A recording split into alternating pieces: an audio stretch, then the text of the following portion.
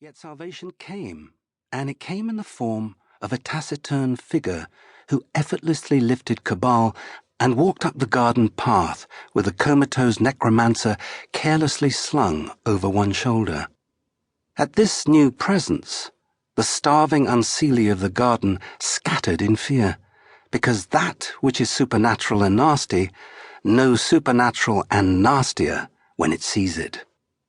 The front door was a hefty artifact of English oak and triple locked with a London bar device to resist kicking and battering attacks. The figure kicked it clean out of its frame and carried Cabal within. The synthesis of an antidote for Cabal's over-energetic rehumanization, slowing it to a rate his constitution could withstand, was managed within an hour or so, and he was saved. The recovery of his health, however, would not be so swift. For a week he wavered in and out of consciousness, rarely awake but for brief periods in the day during which he saw no one else. He was tended to as he slept during the hours of darkness, for his benefactor would not countenance the sun, and, again, this was for reasons that had nothing to do with making savings in moisturizer. Cabal was fed and cleaned, and he was barely aware of it, and the memory left him quickly with a glance into deep, inhuman eyes, and a whisper, "Not yet, Johannes, when you are stronger." As Cabal's strength returned, he grew closer to the waking world, and at some deep level he was glad of that, for the dust of the dreamlands was still on his feet, and there were things he was happy to leave there. On the other hand, his awareness of his surroundings was increasing, and while his perception that he was back in his own home and not, say, swinging from a gibbet was soothing, the nagging gap in his memory between dying by the gatepost and comfy under an eiderdown was beginning to trouble him. Finally, the evening came when he fought his eyes open and looked upon the man who had saved his life, and the man judged he would not take away the memory and let Johannes Cabal sleep again, for time was passing, and it might be that another evening's sleep would lead to the death of the world. The man was not keen for that to happen.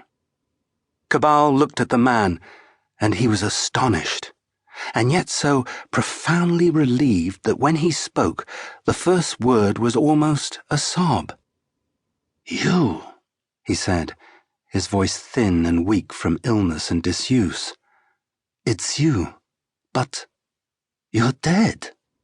His brother, Horst Cabal, sat upon the edge of the bed and looked at him. He was a man who had lived, died briefly, become undead, become very dead indeed, and yet now seemed to be undead again.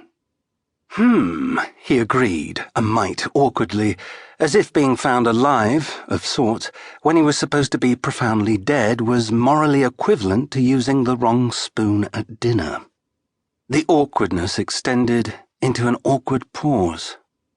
"Would you—" Horst looked off for a moment, finding something fascinating about the picture rail. He looked back at Cabal. "Would you like some soup, Johannes?"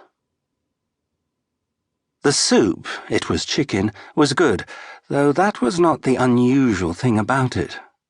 That it had been prepared by a man who was dead twice over was more notable.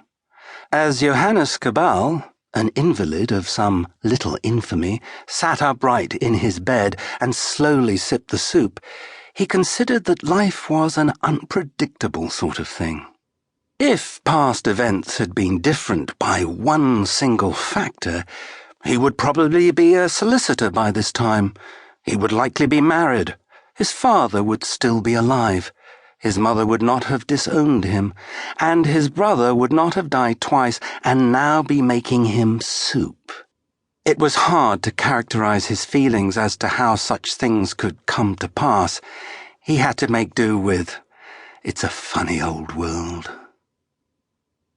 The wind moaned around the eaves of Cabal's house, a nondescript three-story structure common in the cantons of the petit bourgeois.